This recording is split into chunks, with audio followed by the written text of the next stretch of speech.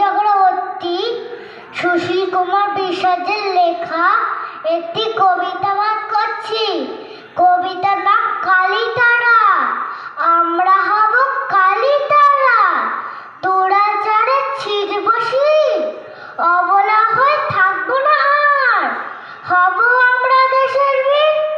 দুর্চরিতের মুন্দ দিয়ে বানিয়ে পড়ব গলার হার, হাত কেটে মেঘলা পড়ব, কোনোভাবে না মানব আর, অত্যাচারীদের করব দমন, থাকবে আমাদের এমন পণ যতক্ষণ না শান্তি ফেরে, চলবে লড়াই আজীবন তাদের অংশের জন্ম মতে, খর্ব ধর্ব উঁচিয়ে কোনো নারী বিপদে পড়লে পড়ব সবাই ঝাঁপিয়ে।